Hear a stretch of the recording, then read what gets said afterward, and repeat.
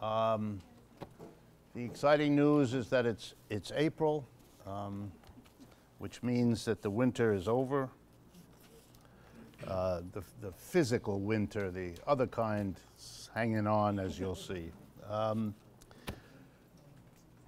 want to welcome you all. I want to make a couple of announcements at the beginning, as we normally do, to remind you that this is a product, these events, these monthly meetings of three organizations. The first is the Judson Memorial Church, in which you are currently sitting, which has very kindly made this space available. And the minister here has been extraordinarily supportive of all that we do here for a long time. And so I want to appreciate her, and I want to appreciate the church that makes this possible. The second institution is the Left Forum, which is now in the final stages of its planning for the next 2017 Left Forum, which will be from the 2nd to the 4th of June. And in a moment, I'm going to introduce one of the co-directors who will say a few words to you about it, in the hopes that you will come and take advantage of what is offered there. And finally, there's Democracy at Work, which is the institution that I work with, that produces the radio program Economic Update that I know some of you know, which is now also a television program. And I'll have a little bit more to say about that. But those three organizations working together are what produce these events. So before getting into tonight's activity, let me introduce Marcus Gretsch, who's a co-director of the Left Forum. Thank you, Rick, for giving us the opportunity. Yeah, I wanted to come with Ashley, my co-worker, but she couldn't make it. So I just wanted to introduce you about this big conference which is coming up. Some of you might know already. It's June 2nd till June 4th. The theme of the conference this year is the resistance. And we choose this, of course, because of the condition we are right now in with this Trump presidency. But we also had different sub-themes, which are basically focused on strategy, tactics, the different struggles we are all fighting, and to look also into this solidarity aspects of our movement efforts, and as well to develop common utopias where we want to go to if we are strong. Because we cannot only stuck into resistance, we need to desperately need work onto the transformation, which has to happen as soon as possible if we want to survive on this planet. We have some awesome speakers. Every year the opening plenary starts June 2nd at 7 o'clock at the John Jay College of Criminal Justice. That's 59th Street, the west part of Manhattan, near Columbus Circle, right now where the international, one of those Trump towers is, you know, this big hotel from Donald Trump as well. But we are there at this, between the 10th and 11th Avenue. That's where the building is. So it's a little walk, but I think it is convenient for most people to attend there. Every year we get almost 4,500 to 5,000 attendees on those weekends. 1,200 speakers almost every year now for 400 different events, panels, workshops, film screenings. We also have now opportunity for some performances in black box theater, so music, spoken word, or maybe some music performances, which will include also the people who are just in the room. So it should be as participatory as possible. That's actually also what we try to tell all those 200 panel organizers who are proposing those different panels. Not all that we are doing it. It's very often that we are actually relying on the contribution of the community. So if you want to organize a panel, you only need to have 3 speakers, a good topic, and be willing to show up there and to lead that whole discussion. And then you can submit your ideas to us, either by using our panel submission form, which I can hand you out later. I'm sitting here, so after this, you can just come to me, or you go on our website, which is www.leftforum.org, and there you can submit your events, and the board will just vet it, and they're pretty generous in doing so. And you can also volunteer So before the conference, by coming into our office, we're on 365 Fifth Avenue. That's near Empire State Building. You can just come in between noon and 10 o'clock. We are usually sitting there and doing our stuff, and can hook you up with the different systems we're using, and then you can help us out. There's quite a lot to do, as you can imagine, with this big event. But also on site, you can volunteer if you want. And there will be a registration page for this volunteer opportunity soon available on the website as well. But in case you don't use the internet, just use the phone. Our number is on those flyers, which I passed on the table at the front, but you can also get one here. And just have a phone call and talk about the ideas, and I hope you all attend. Thank you, Marcus.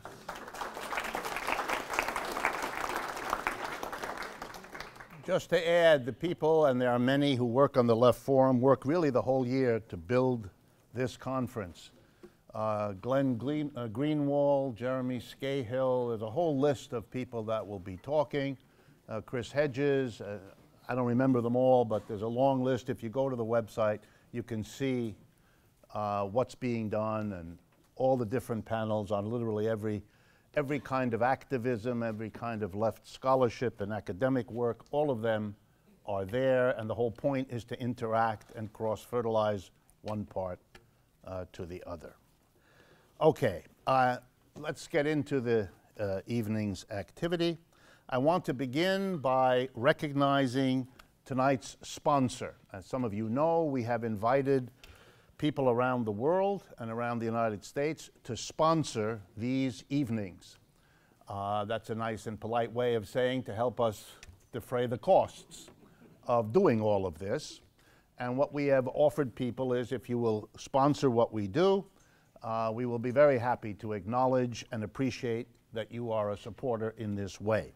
So in that spirit, I want to thank John O'Sullivan of Ludlow, England, who is tonight's sponsor.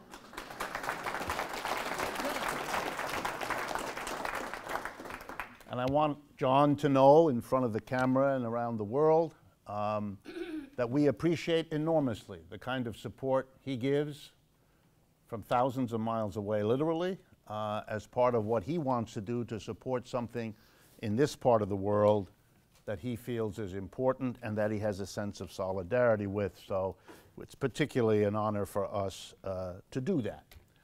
I want also to tell you that we have begun to organize because people want it. People who listen to the radio show, the economic update that I produce with Democracy at Work is now broadcast every week on 80 stations across the United States.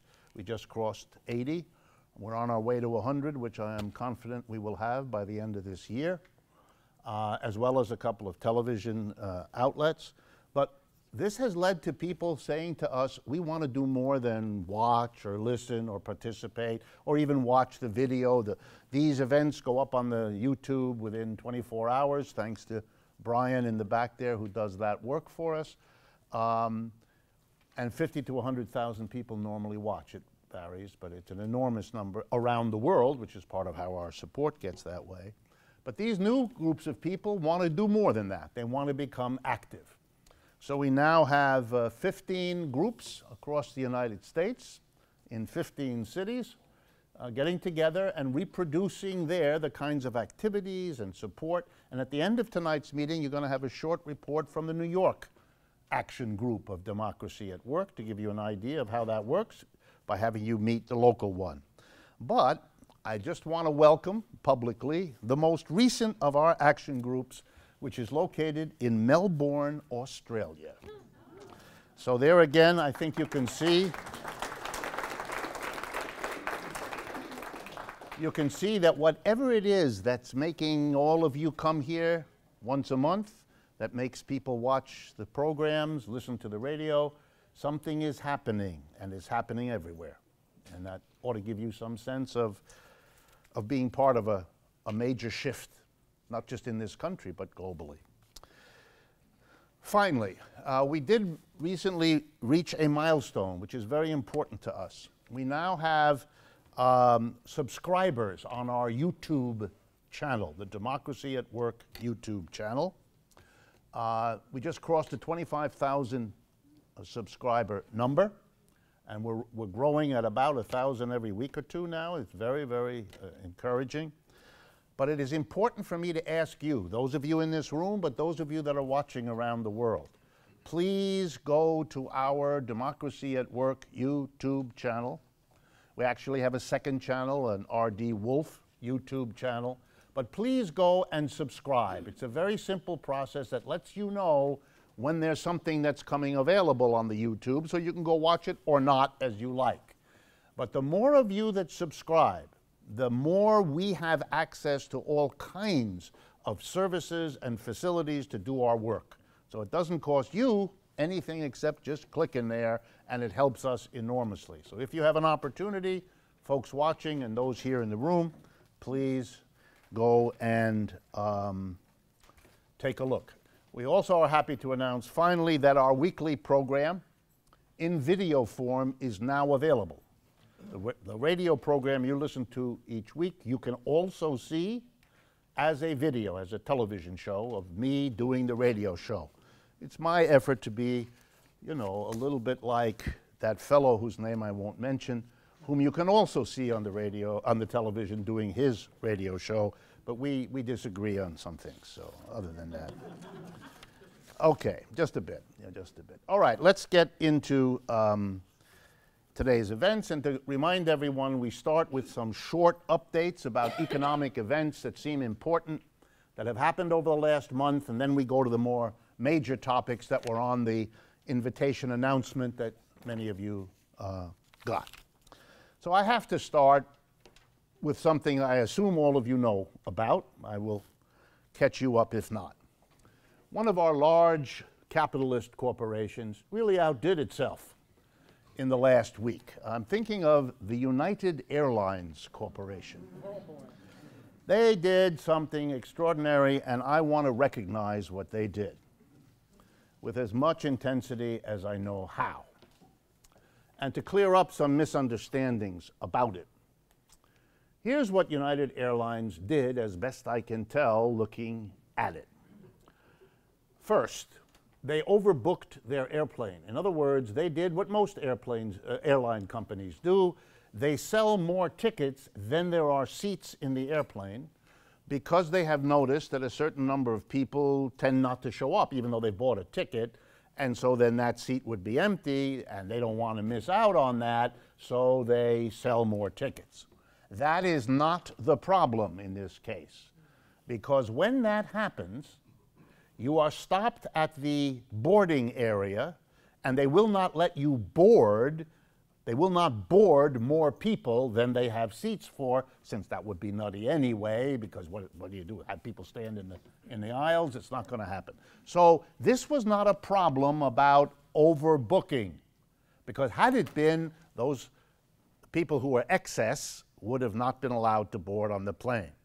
In fact, everybody sitting on the plane had been let on by United Airlines, and they had kept back any excess, which is what they normally do, from sitting there. So that Dr. Dow, the person who got abused, physically abused by the Chicago airport police, was not only a person who had bought a ticket, paid a ticket, was fully entitled to sit there, but he was not an extra. He had been allowed to go on because the airline had said, you go on this airplane, you're not a problem for overbooking it, because that problem would have been solved at an earlier stage. So he's sitting there, and lo and behold, it turns out that United Airlines had a problem.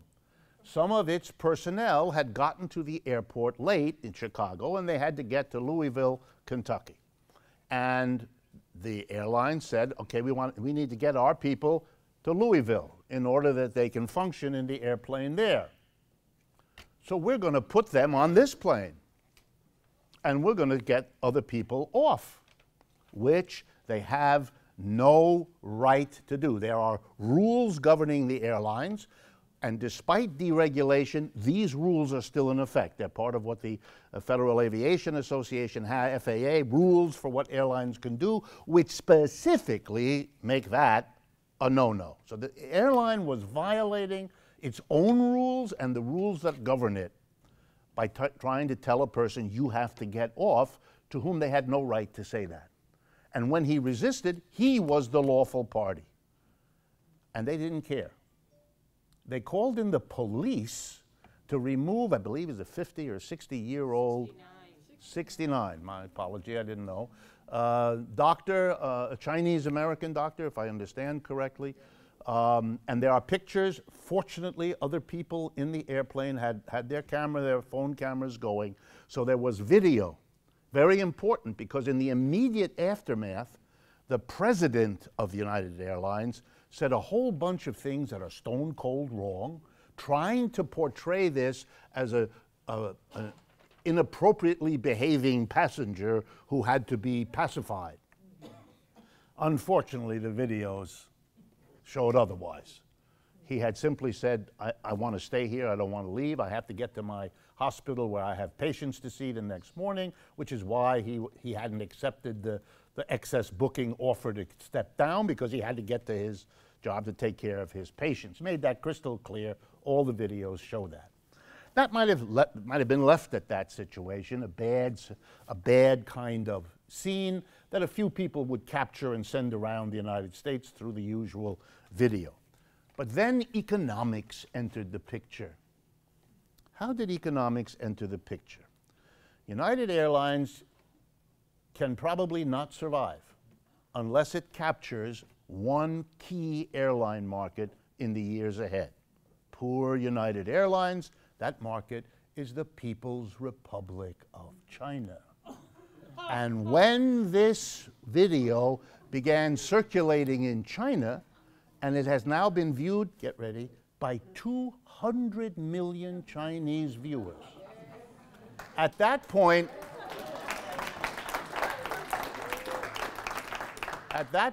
the CEO of United Airlines had, and I say this in this building, a moment of epiphany.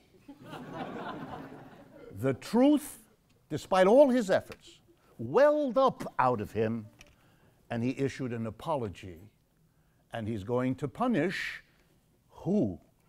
The police there, right? The bottom of the pile, for being eager to do their duty, which they were told was to get this person off by a person in authority who told them this was his or her right to do.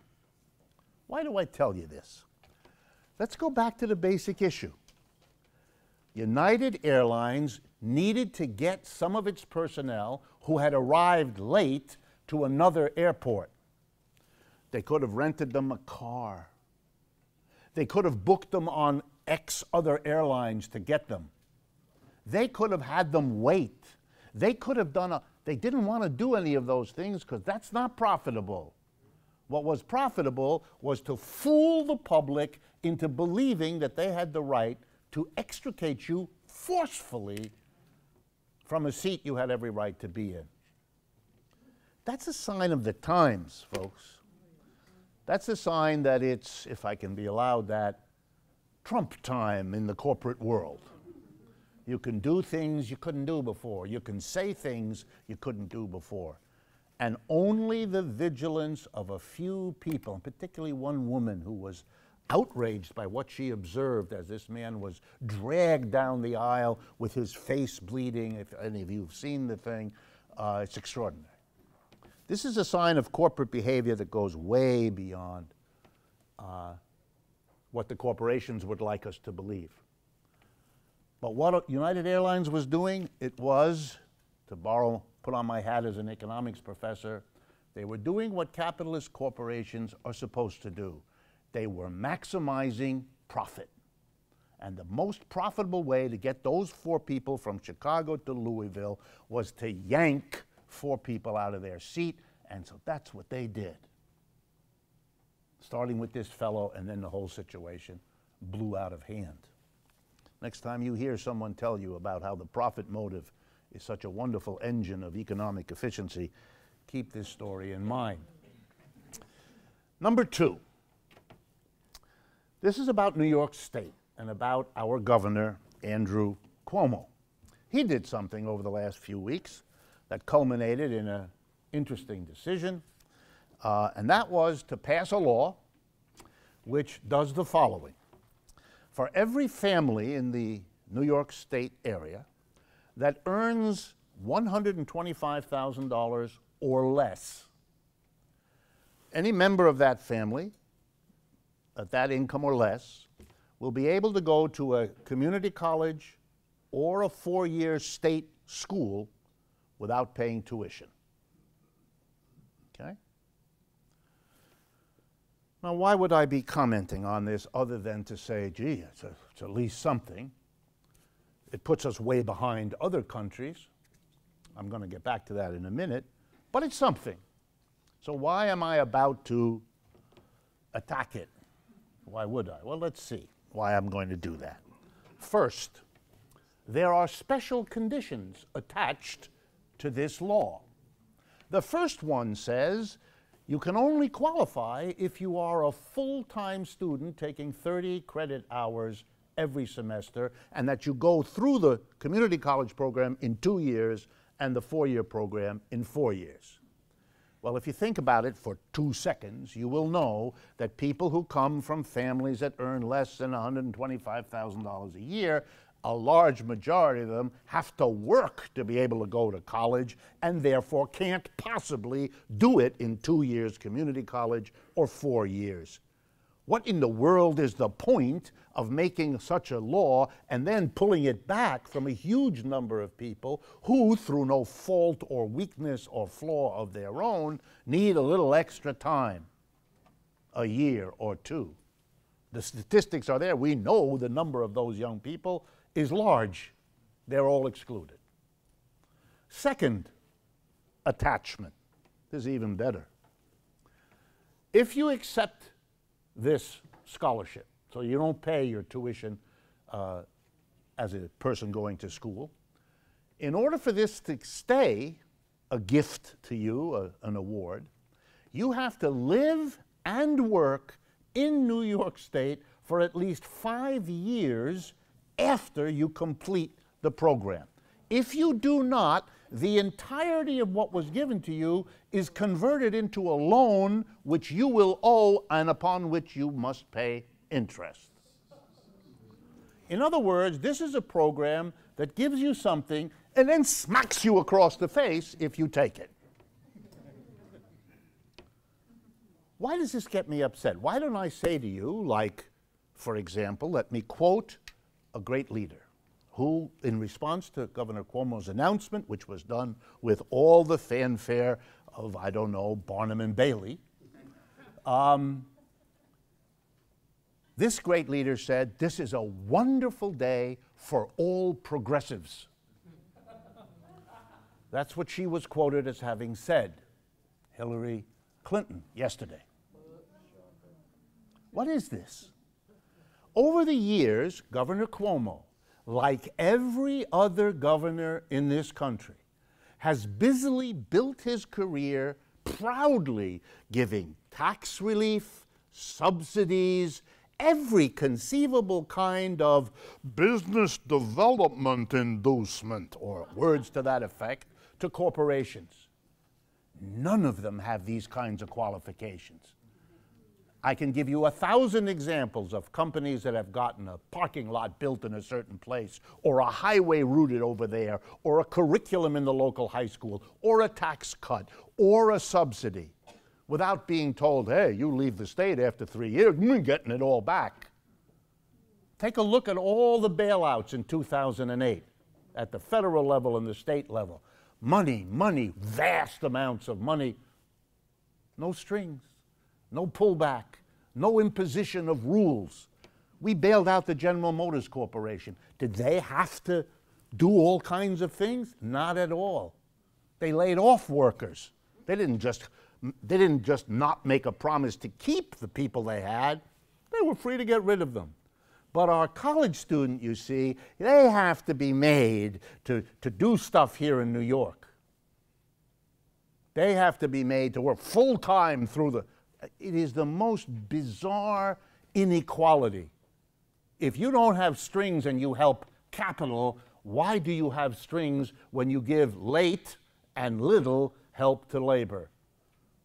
The question answers itself, and I didn't want you to miss it. Let me drive the point home with two other things that happened this last. Well, I have only time for one that happened in the realm of college education. I learned this week about ISAs, Investment Sharing Agreements. I believe that's what it stands for, ISA. Some of you may have seen this story. It's a wonderful story. It comes out of Purdue University. Purdue University, a famous, old, established university in the United States, and it's not the only one, has proudly undertaken these ISAs. Here's how it works. A person wants to go to college, you know, for all the usual reasons why people make that decision. But, like more and more Americans, they can't afford it. And these Americans don't want to go into huge debts, which millions of Americans have done. What is an ISA? It's an alternative. You'll get the money, you can pay your fees to go to school, and it's not borrowing. Here it's what it is. A wealthy person or a wealthy company will give you the money if you sign a contract that for the 10 years after you get your degree, that person will get a fixed percentage of your income. Do you understand? Thousands of young people across the United States, with the active participation of the institutions who are going to get the money, the colleges and universities, are doing this. This, in another time in our history, would be called indentured servitude. There's just one cut above slavery. There is another way, but I don't have time, and plus I am too modest to go into it. This other way of paying for college is called the sugar baby approach. Do you all know what that is, or shall I explain it to you? Well, your faces suggest you don't know, so I will break with my tradition and I will tell you. This is when a college person, presumably young, and we're talking mostly but not exclusively for females here, arranges the following, and these are contracts that are signed.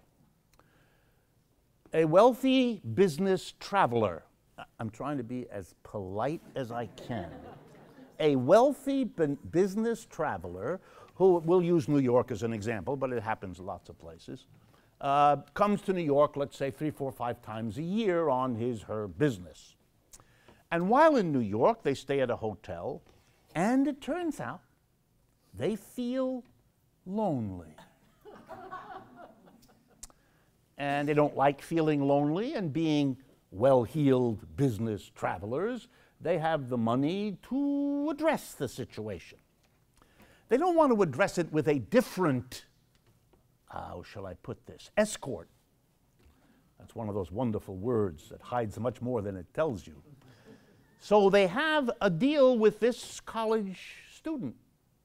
She will be the regular escort 3, 4, 5 times a year. When our wealthy business traveler arrives at the airport, she'll be there. And she will have gotten the Uber car to take them to wherever it is his hotel might be. She escorts him. She is the arm candy for his receptions, his parties, and in return, he picks up X% of her tuition bill, her room, and her board. There's a name for this, but I won't go there. We live in a society, one of the richest places on this planet, whose future as an economic unit depends on the quality and the quantity of its labor force, whose education and training takes place in colleges and universities.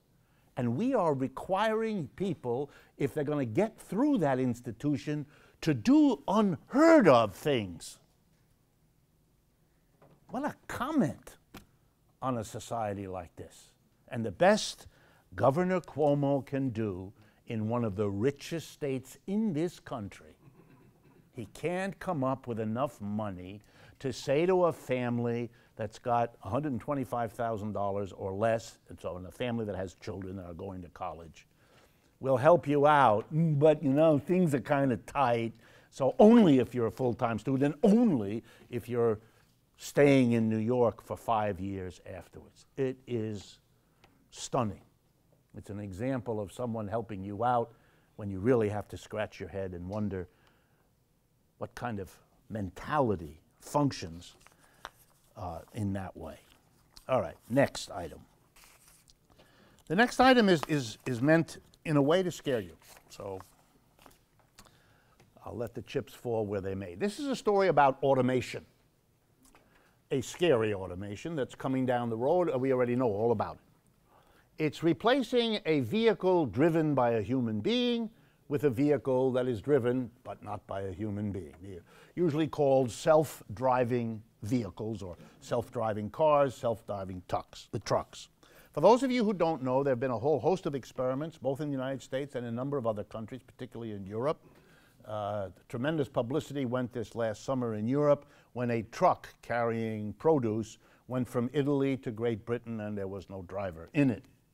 They've learned how to do it. It's coming into the United States. Literally in the next months, we're going to have this.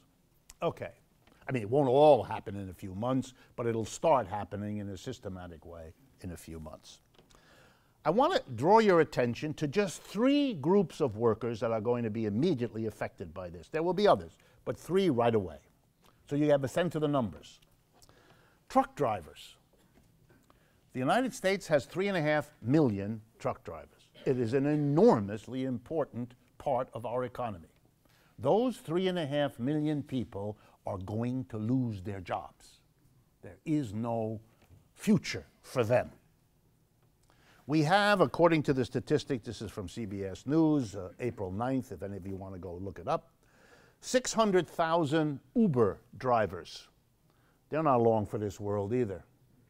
Your Uber car will come and pick you up. You'll do it on your little app, but there won't be a driver in it. And there's 180,000 taxi drivers in the United States. At least those are the numbers I got from here. We're then talking between 4 and 5 million workers. Now, we live in a capitalist system, so I can tell you this. I can give you all the data which indicate this is coming, and many of you know this anyway. Is there an active governmental or private project that you're all aware of planning for how to deal with the social disruption of this technology? No. None. What kind of a society works like this? Ours. This kind of society. But that's not the big thing I want to ask you about. What I want to ask you about is, what do we do? How do we manage as an economic and political system such a transformation? We're going to get the same work done. Let's be real clear now. We're going to get the potatoes moved from where they grow to where you buy them in the store by a truck. It's just not going to need a driver. So we're going to get the same work done with millions fewer people working all day to give you that result. What do we do? How do we manage that? Well, we already know.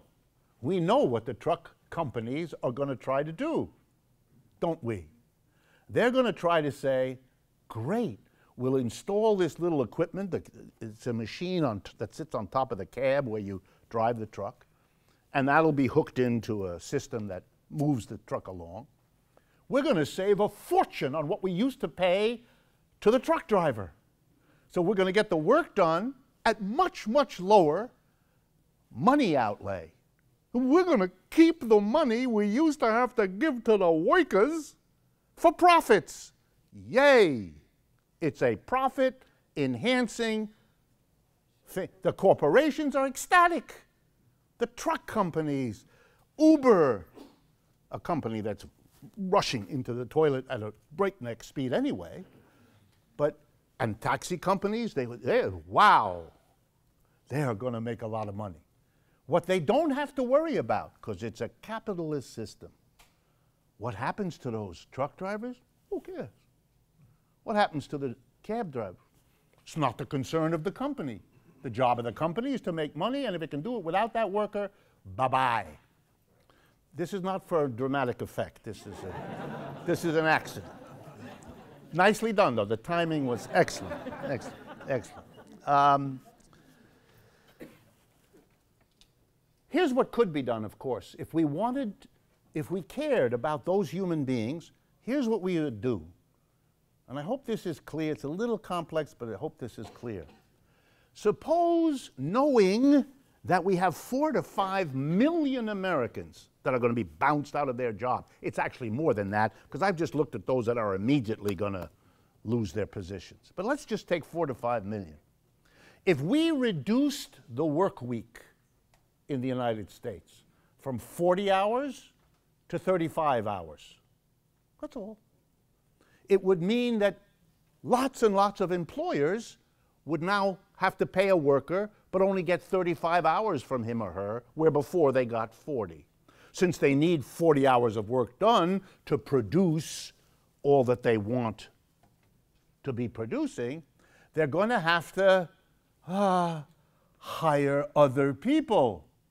And we'll pick the amount of hours we cut the work week to make sure that the jobs thereby created go to the 4.5 million that are bounced out by virtue of this technological breakthrough.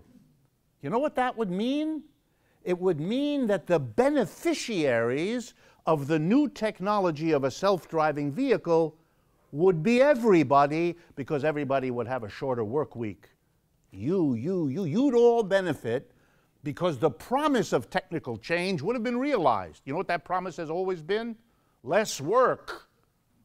Less work. That's why we celebrate those. But if you ever think about it, you'll know that something went wrong, because we've had spectacular technical breakthroughs for the last 400 years, and most of you are working your asses off. So whatever the labor saving didn't come by you, nor anybody else.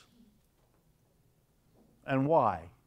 Because in a capitalist economic system, technology is used to make money, to enhance profits.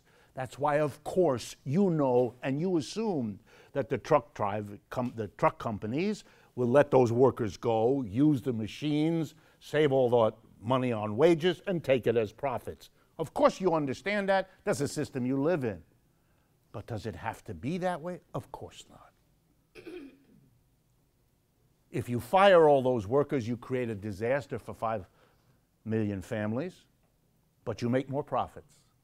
The alternative, everybody stays working, and everybody's job is 5 hours less a week than it used to be. In the second example, you all win from the technology. In the first example, not only do you not win, but 5 million people are in deep trouble. You want to know why working people have for a long time pushed back and been resistant for technical change? Fight it? Now you know. Because technical change has been used for profits and not for the benefit of the mass of people. It could be, but for that you'd need a different system, which is an argument why you might want to think about that more than you may have in the past. Next item. I want to introduce you to Larry Fink, aptly named. Larry Fink. He is the head of something called BlackRock. If it doesn't sound real good to you, you're getting it. It is the world's largest asset manager. That's like referring to a bus driver as the world's greatest transportation engineer. It's a bus driver.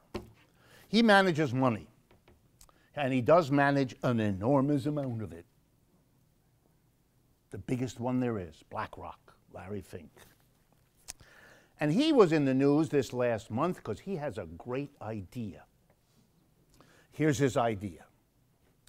President Trump, to whom he addresses all of this, President Trump, we Americans know that the roads and the bridges and the harbors in our country are in bad shape. We need to rebuild them, repair them, extend them. We need a massive infrastructure investment. I'm sure you've all heard about it. Trump was talking about it when he campaigned. He's been talking about it since he was elected. And Mr. Fink says, I recognize the man is being generous. Or to be more accurate, he's trying to have us think he's being generous. I know that the government has to do this. I know for our country's sake. Puts his hand over his heart, puts the flag on his head. For our country's sake, we have to invest in infrastructure, but I understand that the government can't afford it. It doesn't have enough money. No worries, he says. We can have it done by having a public-private partnership. Friends, when you hear that phrase, hold on to your wallet because someone is trying to get out of your pocket whatever is in there. Here's what Mr. Fink means. You don't have enough money, he says to the government. But we do. They're the big investment managers of wealthy people's money. An investment manager manages corporations and individuals who are wealthy. If you've never had an asset manager, it's because you are poor. I don't mean to be the bearer of the bad news, but not much I can do to help you here. So, Mr. Fink is going to help us all out. Going to help the government rebuild the bridges, redo the roads, fix the harbors, all the things we need to keep our society going, literally.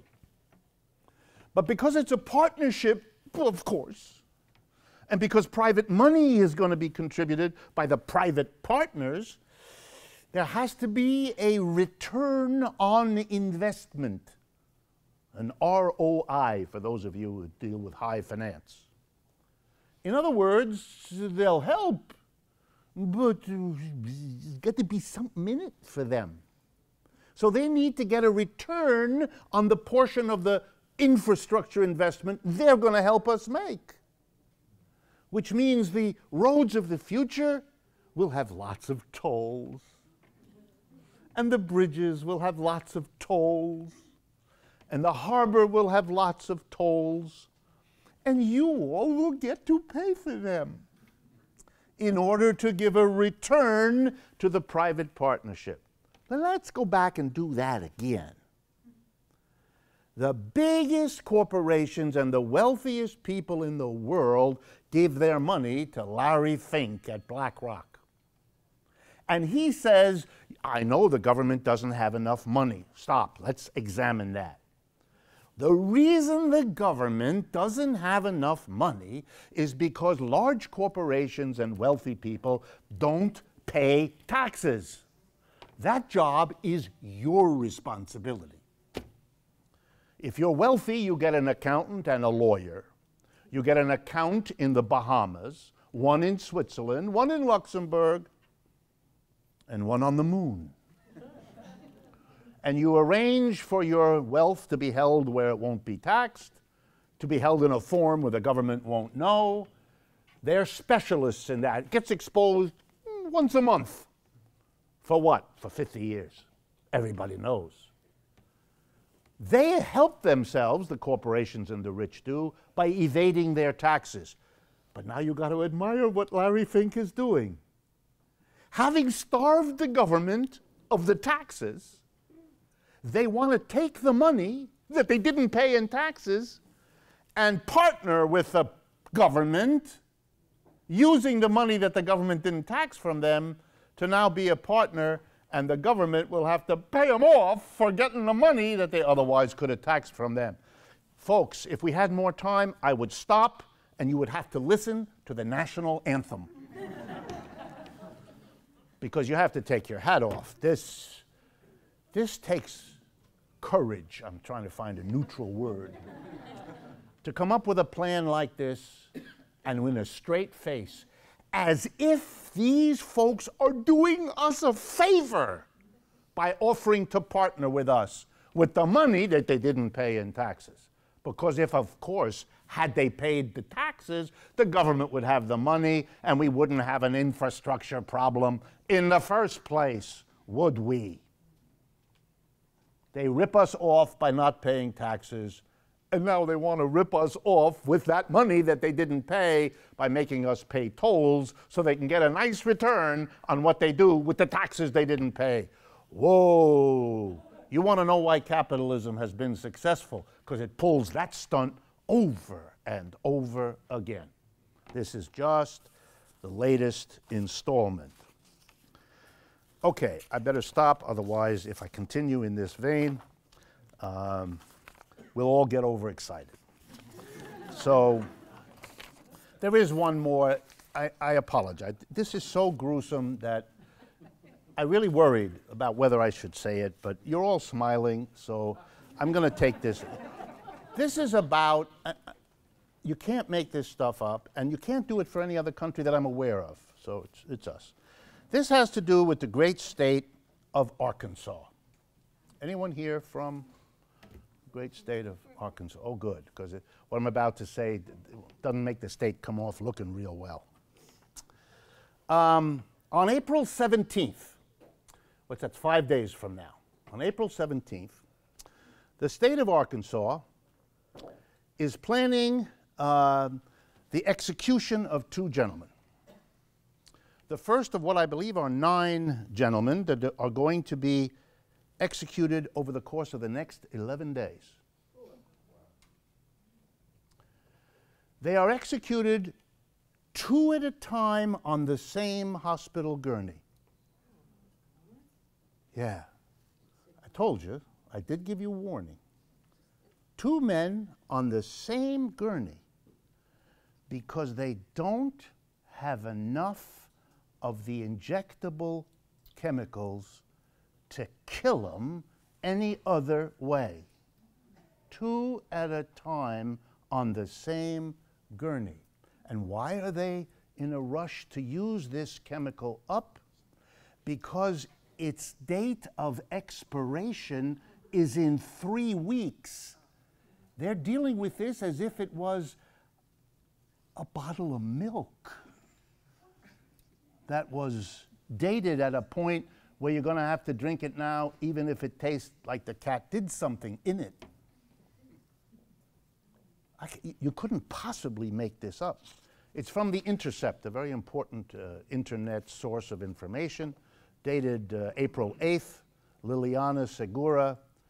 I'm sorry, I got the total number wrong. Arkansas plans to execute 7 people this month, continuing a long tradition of assembly line killing. It's the United States. The only last thing I would tell you is the consensus around this. For many years, Arkansas had stopped killing people. It resumed in modern days under the governorship who resumed it.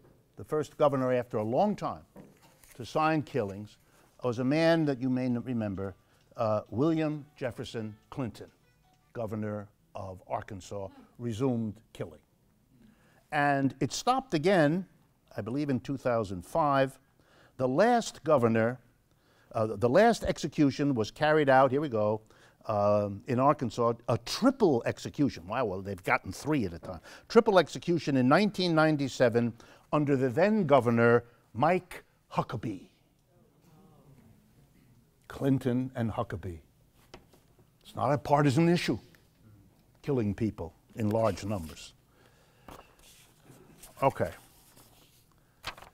For those of you who don't know, in Europe, all countries have banned capital punishment. You don't do that. We live in a country that believes in the sanctity of life, it says. It wants to preserve the life of fetuses who aren't really born yet because there's a glimmer of life. Typically, the polling of the people who feel strongly about that indicates that they don't have any compunction at all about killing a fully formed human being. Peculiar. It's not really an aversion to killing. It's an aversion to killing some people, but not others. Okay. Let me turn then to the major topics for tonight. Trump's big economic plans fade, where next? And let me tell you why I set it up that way.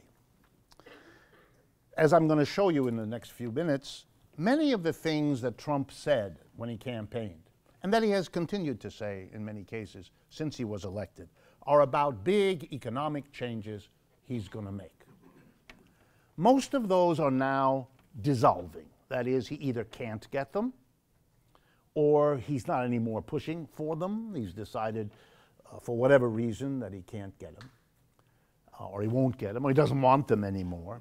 So the notion of the big economic changes that he said he represented is dissolving and evaporating literally with each day.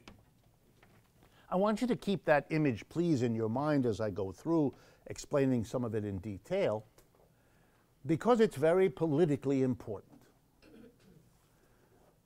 Mr. Trump promised an overhaul to a great part of the American people. They're going to bring them back jobs, make America great again, all of that you know. And a lot of people who had doubts about him for all kinds of reasons, which you also know, were hopeful enough that he might deliver on that promise, the jobs and the income and that again, to give him the benefit of the doubt and break with whom they might have otherwise voted for, and probably did in past elections, in order to, okay, give him a chance. He knows that. We all know that. The $1 billion question that I want you to worry about with me is, what happens in the United States when it begins to dawn on all those people that it isn't gonna happen? We know that people who felt deeply disappointed by Obama, people who voted for him, either in 2008 or 2012 or both times, didn't vote for Mrs. Clinton, either didn't vote at all or voted for Trump. We know that. They were disappointed, so they did something extraordinary, given the character Trump painted. What are the people going to do if he turns out to be a mirage? Somebody who either won't or can't or didn't ever care about delivering on these glorious problems. I want you to worry about what the people who supported him are going to think and do. And I also want you to worry about what Mr. Trump and Mr. Bannon and those people are going to do when that begins to happen and they, as a political reality, begin to fall apart. That's the time when the things you should be worrying about are going to come up on the agenda. Doesn't mean they'll necessarily happen, but that's what we have to worry about. If this process continues, as I think I'm going to be able to show you, it already is beyond the point of a question anymore, what is going to happen when the recognition of what this means settles in? All right, let's go through it. I believe it's since the last time we met that the effort to repeal Obamacare collapsed. It has basically collapsed now twice. There is another effort apparently underway to try to get it, some version of it again, but it has failed twice. So even if a third repeal does happen, it'll be quite different from the first two. What was that about, and what are the implications? Well, the first thing to know, it's very, very important, is that the repeal of Obamacare, and I'm going to exaggerate, but not by a lot, has nothing to do with medical care. Nothing. That's not what the fight was about. Nobody cares that much who makes these decisions. That's why they were able to talk glibly about taking health insurance away from 20-odd million people and all of the rest. The issue was always who pays for this. When Obama pushed it through, and that's what he had to do, when Obama pushed it through, the payment, the cost of providing health insurance to millions of people who hadn't had it, the cost of that was put on wealthy individuals. He couldn't go after the medical industrial complex, the four big industries that have a stranglehold. Some of you know the phrase, the military industrial complex. But we're just as much held together by the medical industrial complex as we are by the military. Medical industry, 4 industries: hospitals, doctors, medical insurers, and the drug and device makers. Those are the 4 industries that have a lock. That's why Americans pay roughly 18% of our GDP for health care coverage. Roughly twice what the number 2 country of an advanced country pays. In all other countries, medical care is much cheaper than here. And our medical outcomes are mediocre. We're not the worst, but we're nowhere near the best. We live less long than people in most European countries. Our babies die at a higher rate than babies in other parts. We stay in medical facilities to get over our illnesses longer than elsewhere. We don't have a particularly good system, but we pay through the nose for it. If capitalism worked in any way like the textbooks tell us, that wouldn't be possible. We would have a system that's more efficient because we know exactly how to do it, since every other country that's developed like us knows how to do it. Okay? So what was the problem? You couldn't go after the drug companies or the health care providers or anything. That's why, even with Obamacare, the cost of medical care kept rising, which those of you who tried to use it discovered. Well, the only place to go to get the money to pay for it was wealthy people, and that was what was done. A special tax was developed that hit only people who either earn over $200,000 as individuals or over $250,000 as a couple per year. If you weren't in that group, you were not taxed to pay for Obamacare. If you were in that group, you had to pay. The minute that was passed, in a show of solidarity and citizenship and the greatest in America, the people who had to pay declared war on this arrangement. And since those people contribute to the 2 major parties, but particularly to the Republican Party had to become the champion of undoing Obamacare. Because it mandated something, yet you had to have it, they had to make such a stretch to cover what they were doing that they had to come up with really funny absurdities. I like the one, it shouldn't be a mandate. All over the libertarian Republicans, the law says you have to have insurance. The government is telling us what to do. For those of you who don't know, if you don't send your child to a public school, you get arrested. It's a mandate. If you drive a car without car insurance, you get arrested. It's a mandate. Take me all night to go through the mandates you've all accepted without batting an eye. One more for medical insurance? Stop. Only a population that doesn't understand what's going on because of a lot of work devoted to making sure that's the case would be gullible in this way. It's extraordinary. Details about this, or blaming the rising costs on Obamacare. Let me remind you, rising cost means either the hospital is sticking it to you, or the doctor is sticking it to you, or the medical insurer is sticking it to you, or the drug and device company is sticking it to you, or, if you're very lucky, they're all sticking it to you. That's why your costs go up, and the Obamacare didn't do anything about that. So the Republicans went to work to undo it. Of course, they couldn't say, we're undoing it because we don't want rich people to have to pay for it. That doesn't sound right. Has a bad odor to it. So mandates become a principled issue. We don't want mandates. We want freedom of choice. Although 21 million people from whom you would take the thing, they now have the choice to die quickly or more slowly, depending on their preferences. That was what that issue was about. And the problem was they miscalculated. The rich are very powerful. The rich have a big influence both on Republican and Democratic Party because they fund them. But you made a mistake. You gave this insurance to an awful lot of people upon whom it dawned that if it was going to be taken away, they were going to get hurt. Either they would lose their insurance, which would be one way they would be hurt, or they wouldn't lose their insurance, but someone near them, a mother, a father, a cousin, an uncle, a co-worker, a neighbor would, and that person, stuck with having to pay the bill, would come to see them to help them out. They got that. And so suddenly, when the Republican congressmen went back to their districts, they discovered people didn't want this, stop this, and they began to get worried, and the whole process dissolved. Why am I telling you this? I'm not that interested in the medical care thing. It's kind of past history. But there was one thing about it that's very important.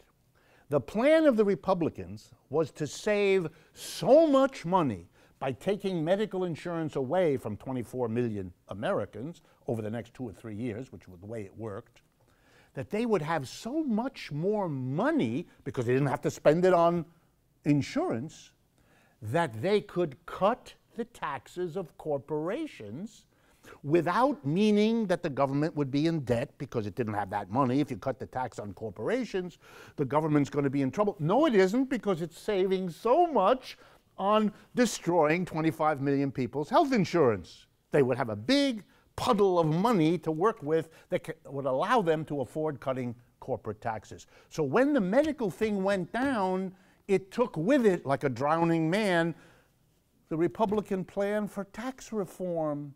They can't do it because they don't have the money. The only way they can cut taxes now is if the government has to borrow the difference. Now, they hope to avoid that by slashing and cutting everything. You know that. They cut the budget of the State Department. They cut the budget of the EPA. They cut the budgets of, handicapped people getting Braille lessons, all the rest. That was a joke, what I just did. Okay, but that equivalent of that sort of thing. They cut everything, but that's to save. They have to do that because otherwise they can't afford to cut the taxes of the corporations. They don't have the money. And there again, they're going to run into troubles because the beneficiaries of all these programs are going to push back once they understand what they're going to lose. It's like those of you that are college students or that are parents or friends of college students. This remarkable lady from the Midwest, Mrs. DeVos, if I'm pronouncing her name right, is busily cutting all kinds of supports for students, and as that percolates down into the population, there's going to be more and more pushing back. They can't do it, in short. The tax reforms that he had planned, they're already falling apart. He can't do it. He can't do it. And that's a problem, because what's going to happen when he can't do it? Next. We're going to come back to that, but next. It's tax time, which probably many of you know, the 15th of April. Well, actually this year, because of holidays, it's the 18th of April. For those of you that haven't done it yet, you actually have until the 18th, not the 15th, because the Easter holiday and all the rest, you get an extra few days. Okay. So I wanted to talk to you about the American tax system. It's a topic I return to, but that many of you have asked me to talk about, and here in honor of tax season, I thought would be a good time. We have a very complicated tax system, actually more complicated than in most countries, because we have 3 levels of government that all tax us, and they all do it differently. The federal, the state, and what we call municipal or local. They're radically different, so bear with me. But if you stay with me, you'll understand this, and you'll have it in your head for the rest of your life, and it will help you understand what's going on. First, the federal. The basic way the federal government raises money is a tax on income. In other words, when you earn something, one way or another, the government comes in and takes a piece. That's how the federal government pays for itself. That is not the way state governments mostly do, and it is not the way local governments do. They do other things. We're going to do that in a few minutes. But the federal government has 2 kinds of income tax. It taxes the income of individuals, like you and me, and it taxes the income of corporations, the profits. That's called a corporate income tax versus an individual income tax. All right? The individual income tax now raises roughly half, it's not even half, it's a little less than half, of the total amount of money that the federal government raises, is the individual income tax. It is a progressive tax. Here's what that means. The higher your income, the higher the percentage of your income that you have to pay. If you earn very low, you pay nothing. If you earn a little bit more than that, you pay 10%, a little bit more than that, 15, 20. In other words, the higher your income, the bigger the percentage chunk the government takes. But less than half of the federal government comes off of a progressive income tax. The next big chunk, almost as big as the individual income tax that's progressive, is what's called the payroll tax. That's the money pulled out of your check every week if you get paid for Social Security and all of that. That is a different kind of tax. It is not progressive. What does that mean? The payroll tax, just as important as the individual income tax, is a flat rate. You pay exactly the same whether you earn $5,000 a year all the way up to $120,000 a year. Same percentage. It doesn't go up as your income does. Could it? Of course. That would just take a vote in the Congress, which is how you created the individual income tax. For those of you that are concerned, I've checked. Neither in the Bible, nor the Quran, nor any other holy book is it indicated what the tax rates should be. That is a human decision made by whoever the authorities are. So the payroll tax is a flat rate. But it isn't really flat because, and this is really wonderful, at about 100, I think it's right now 118,000, something very close to that. You pay the same rate whether you earn 5,000, 50,000, all the way up to 118. But on every dollar you earn above 118, your payroll tax wonderfully goes to zero. Do you understand? If you're very rich, you pay a lower percentage for payroll because every dollar you earn above 118 is completely exempt of the payroll tax. This is a tax organized to help rich people. You get to pay it, they don't have to. I mean, they pay on the first 118 like we all do. But since they earn a lot more than that, the bulk of what they earn, they don't have to pay the payroll. That's not progressive. That's what we call regressive. That's not good. Or rather, it's good for them. It's not good for you. That's the federal government. The rest of what the federal government gets is a corporate income tax. That is very, very low. That used to be high, but the companies have been very successful to lower it. So that brings in something on the order of 8 or 9% of the government's revenue comes from corporations. About 85% comes from you. So on behalf of the corporations and the rich, I want to say to all of you, thank you. Very, very kind of you to do this. Because, of course, if you didn't allow this, it would stop. Because you're the majority, and you are a large number of people, and the ones at the other end are a small number of people, and they are afraid of you. Which they have reason to be, unless, of course, you aren't going to do anything about this, in which case they got nothing to worry about. That's the federal government. Is there any other source of income? They're trivial. The federal government levies a tax on alcohol. It levies a tax on motor fuels. These are called excise taxes, but they don't bring in a significant amount of money. So let's now move to the states. Completely separate story. By states, I mean New York, California, Ohio. They also raise money because they do things that the federal government doesn't. For example, the federal government doesn't run universities. States do. So the states have to raise money. The federal government only maintains the federal roads, you know, the interstates. But all the other roads are responsibility of the state, and on and on and on. So it's a whole complicated system in which the state has responsibilities that it has to raise money for that the federal government doesn't. The federal government, for example, has to pay for sending missiles to Syria. Ohio doesn't do that. Well, not yet. It's a federal. Military is a federal, by and large, a federal. So where do the states get the money? Well, they use a variety of things. Some states, not all, have an income tax.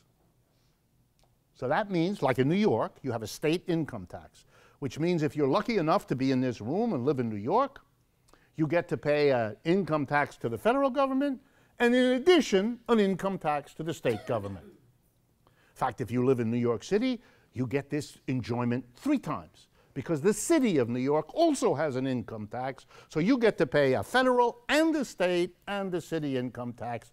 You lucky people. Okay? But that's not the major way the state raises money, and it's not the way most states raise money. By the way, are there states that have no income tax? Yep. Any of you know some of them?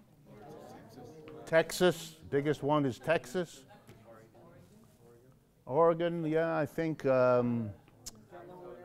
New Hampshire is famous for not having it.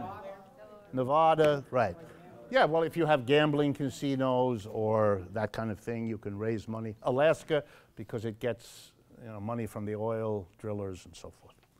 So what is it that the states mostly use? They mostly use something called a sales tax.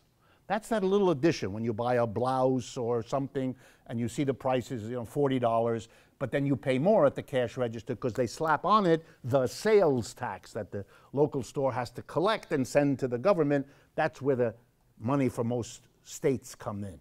Yes, they have other things, dog licenses, car licenses and registration. They have that, and that's not nothing, but the big thing is a sales tax. So let me tell you about the sales tax, because you'll notice it has something in common with the payroll tax.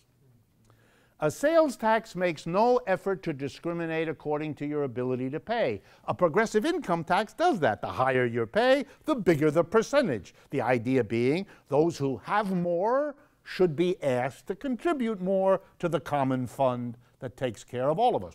Not a complex idea. But a sales tax doesn't do that. A sales tax is X% on the price of the object. It doesn't distinguish whether you buy that object at TJ Maxx or Rockefeller walks into TJ Maxx. I mean, granted, he wouldn't do that, but if Rockefeller went in and bought the same shirt you did, Rockefeller would pay the same tax you did, and therefore, as a percentage of his ability to pay, it's nothing. For you, you don't eat for a week. Okay? That's not an attempt. That's a very good tax for rich people. Why? Because for them, these are trivial amounts as a percentage of their income or their wealth.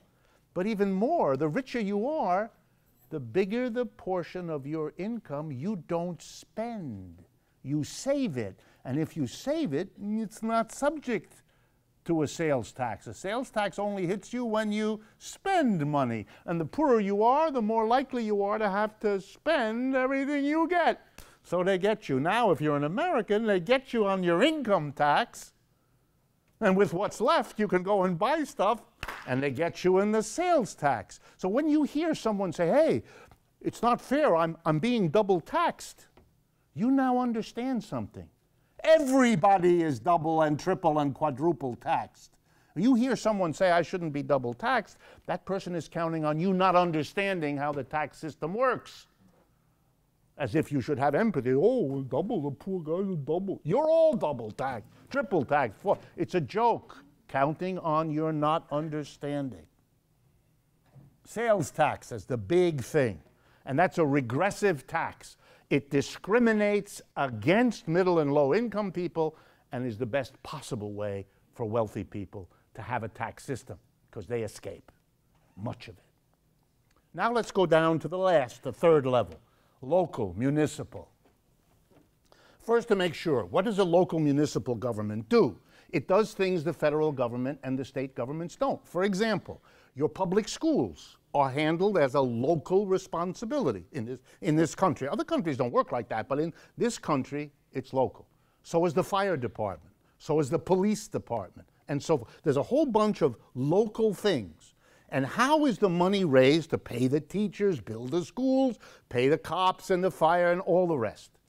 They don't use an income tax. Most cities and towns don't. A few, like New York, do. New York is wonderful. You have the federal income tax, the state income tax, the city income tax. You have a state sales tax and a city sales. It's a wonderful New York City. It's a place where you, the mass of people, are taxed coming and going 50 different ways.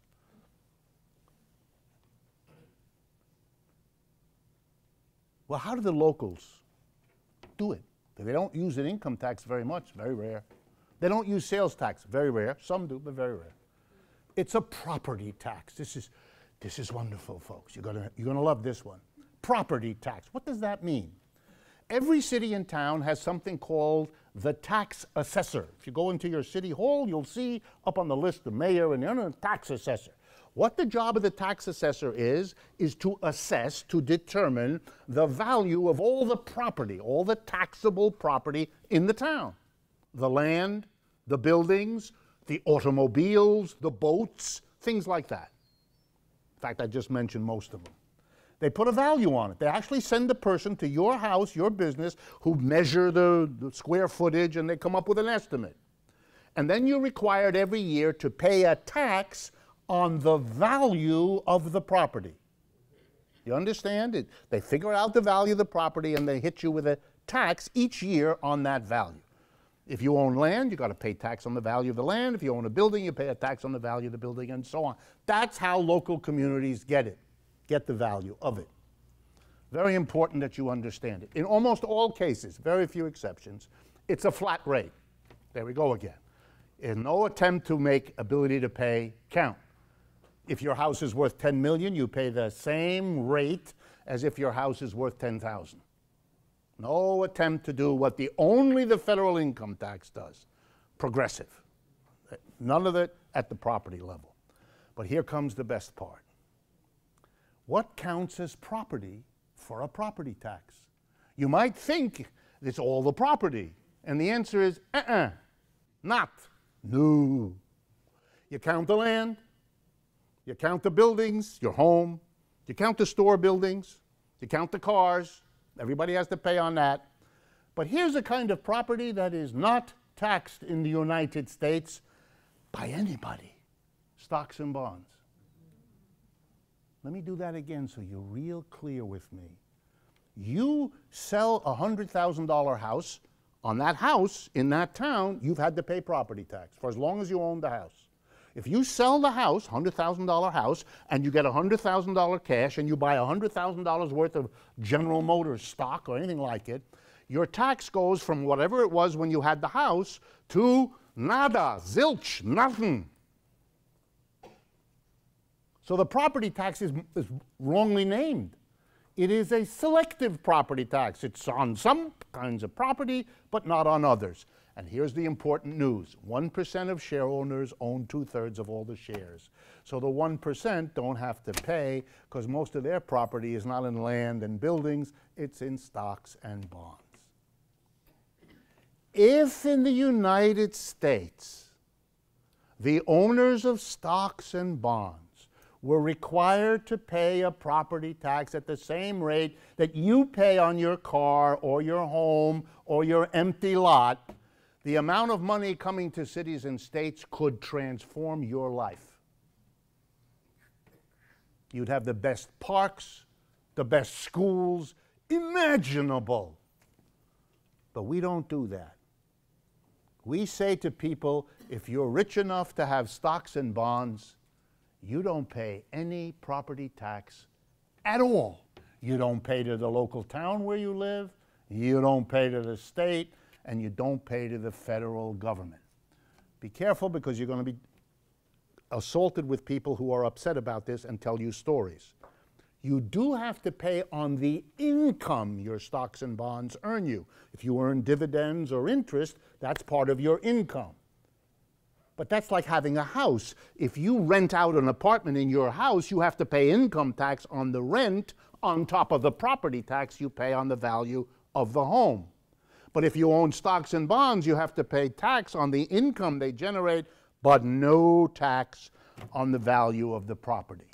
That is a stone-cold ripoff of which you are the victim, because the government you count on hasn't got the revenue, because those rich enough to have sizable stocks of bonds and stocks are not having to pay anything. And that's legal. That's the law. They don't have to pay. It's not an illegal act. That's the way the law has been written by them, of course. Therefore, you live in a tax system, this April 15th, that is as unjust as I could imagine, cleverly pieced together so that the little bit of progressivity of the federal individual income tax is completely swamped by the non-progressivity, the regressivity of the rest of the tax structure. any discussion of tax reform that doesn't deal with these fundamental injustices isn't worthy of the name. Mr. Trump's tax reform never touched on any of this.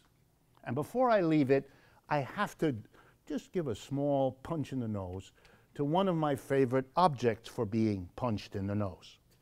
Tax-exempt institutions. In the United States, we allow some institutions that own property and that earn income to be exempt from paying federal taxes, state taxes, and local taxes. My favorite for all time is located in New Haven, Connecticut.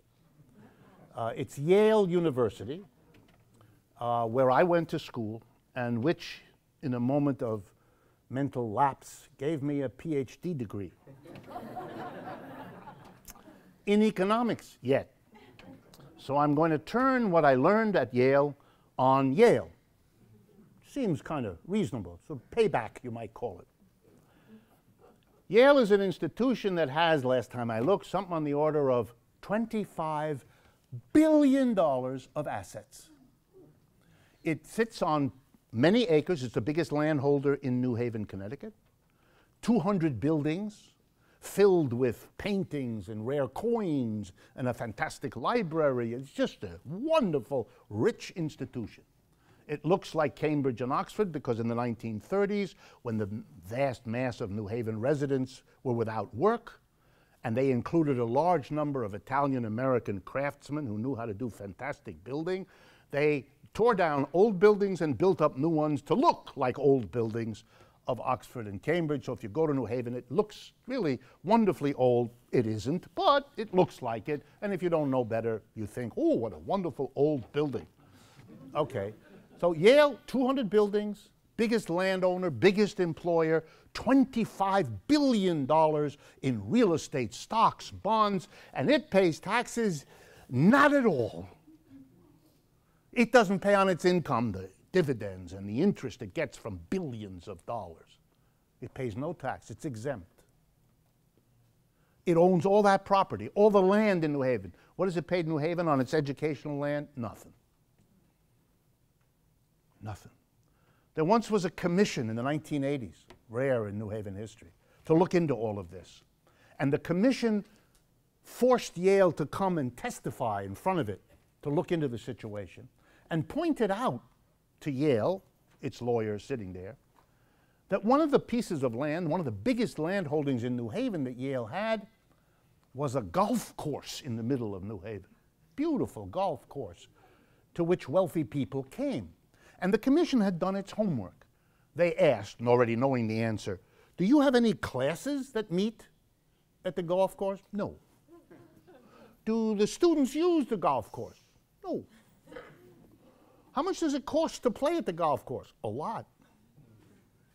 What's the educational function of the golf course? The lawyer didn't even know what to say. How to watch a ball go into the pond? It's, you know, it's hard to. And so then the commission pointed out, you don't pay any taxes on that land. It's incredibly valuable in the middle of the city. Huge golf course. Yale's defense was, the way we raise money is we bring wealthy people to New Haven, really rich people. And what they enjoy is playing a little golf while they visit. So we need a golf course to entertain the rich people who give money to Yale, and therefore it's kind of an educational use, don't you think? The commission started to laugh at them, which upset them a great deal. That's not the way Yale likes to be treated. But when it went to court, to make a long story short, the judge, who by some strange thing was a Yale graduate, found in favor of the university, so it doesn't pay. For those of you that have thought about it, the richest universities in this country, Harvard, Yale, Princeton, they're all like this. They don't pay at all. So I want you to understand, when the fire department goes to Yale to help them deal with a fire, when the city health department cleans the air for the students and the faculty and the other administrators, all of that has to be paid for.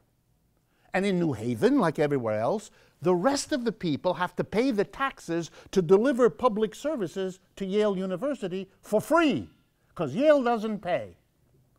New Haven is the 7th poorest city in the United States. It has an enormous population of African American and Hispanic American people who have very little income. This should come as a major surprise to most of you, right? Those people pay extra to deliver free services to Yale because it doesn't pay the taxes that support public services delivered to Yale, like the fire department, the police department, educating the children of Yale personnel, and so on. This has to be called, because it's the only way to call it, Robin Hood in reverse. This is called stealing from the poor to make the rich even richer. That's also part of our tax system. Well, I had wanted to talk to you about the economics of the US-China link. I will do that next month when we meet in May. My apologies, but it's your fault as well as mine. I respond to what I see in your faces, so I try to go. But let me close with taking you back to what I said before. As it percolates into the consciousness of the American people, that what was promised to them cannot and will not be delivered, not 100%, but most of it will get lost in the shuffle. Just to give you one tiny example. Today it was announced, because he had to. Today Mr. Trump announced that what he had said over and over again running for president, that when he was elected he would designate that China manipulates its currency in order to do advantage over the United States. He decided today he's not naming China as a currency manipulator, ... Just gone, just gone. He can't do it. You'll learn next month why the United States depends on the People's Republic of China in 10 different ways that make cutting and doing the things he threatens absolutely out of the question. Not going to happen. And the question really is, as it becomes clear he can't or won't deliver on the grandiose promises he made, at that point the question will be, A, what did the mass of people do, particularly those who put their confidence in him?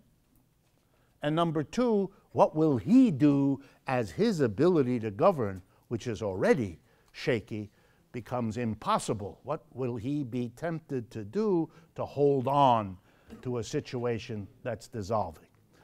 We're going to end, but before we do, Alan in the back is going to tell you a few words about the New York City, based in Brooklyn, chapter of Democracy at Work, both that you might get involved, but also that you understand what these kinds of local groups around the country are doing. Alan. Thanks, Rick. Hi, good evening. So tonight, when you wake up in the middle of the night screaming because Michael Mnuchin has cut the funds for Braille in our schools and children will not be able to do it, it's like a Capitalist Anonymous meeting. You know, what Rick does really well is he validates all of our worst fears, that it's as bad as it is. And about a year ago, the conversation about what's going on and what stage capitalism is at got coupled with our understanding that there was enough reason to believe that the building blocks to a new economy are already in process and being developed. Mondragon, northern Bologna in Italy, the 60 or more worker-owner co-op enterprises in New York City, and an entire group of individuals and professionals who have come together in New York to support the development of worker-owner co-ops. And the issue, the question for us was, are these things sort of utopian socialist experiments that are really good but really can't solve a problem, or are they the building blocks for a new economy? And we knew that there had to be a space to take up that conversation. We created something called Democracy at Work New York. We meet the third Wednesday of every month at the Commons. Those of you who know the Commons, 388 Atlantic Avenue, 7 o'clock. It's a 2-hour session where the conversation and the presentations begin with, we need a way out, we need some alternative to a system that's exposed itself as being so corrupted, and the kind of thing that Rick validates.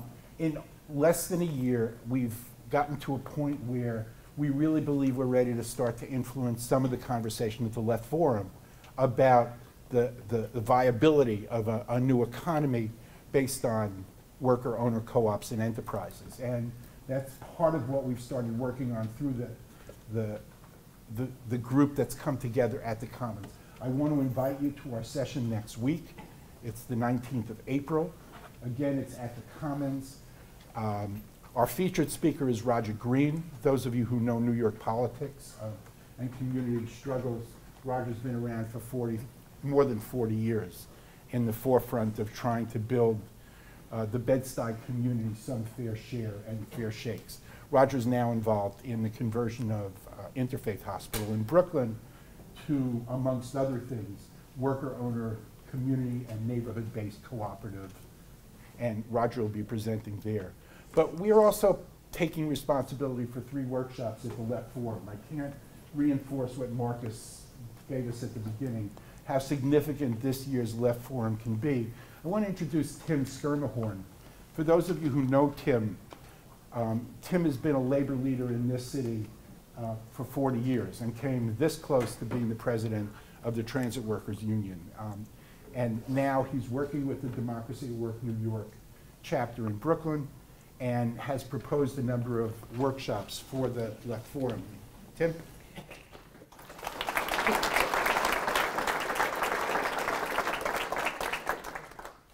So of the 3 workshops, we developed a couple, which is a new engagement, a new level of engagement for democracy at work. The first is directed at the labor movement, specifically the troublemaking wing of the labor movement. The only way to introduce these ideas in the labor movement broadly is bottom up. So we hope to draw folks with a rank and file orientation. The workshop is working class organization in the face of free trade, automation, and union retreat. We have some folks who have been engaged who will be speaking, and there'll be a discussion. We'll more or less be doing an assessment and friendly critique of our wing of the labor movement, you know, where we've been weak, and try to introduce those ideas more broadly, especially since it's a new generation of workers who have the good fortune to get real jobs now. The other is Black community resists the siege. And we're going to have an emphasis on self-organized cooperative enterprise in the survival and resistance of the Black community. It should be very interesting. Come check us out. You want to say some more? And the third workshop, which Richard will be part of, Audra Powell, who is the president of Cooperative Home Care Associates, that now numbers 2,000 worker owners organized out of the Bronx. And It's the biggest co-op in New York City, in the Bronx. She's the head of that. And Roger Green will take up the issue of what are these co-ops and what are the politics of support that the left and the organizing left need to be able to deal with. So I hope to see you at the Commons next Wednesday. If you have any questions, Bob Hall, who is on the coordinating committee. Yeah, Bob, stand up so people can see you. And Warren, the big guy who's on the other side of the wall. And I'm here and Tim is here. If you have any questions about what we're doing in Brooklyn, come and see us. But before I leave, Richard does something so important, and he's going around the world and getting a lot of accolades, but we forget how we cherish him. He just had a birthday. So I just want to congratulate you.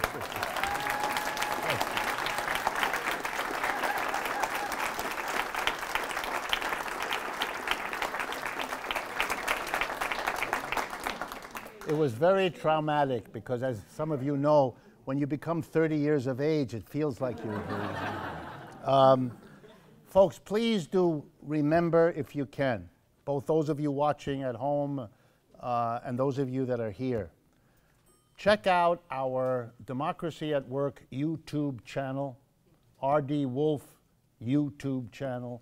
Subscribe, which is a simple thing to do, so you get notified when we put things up there.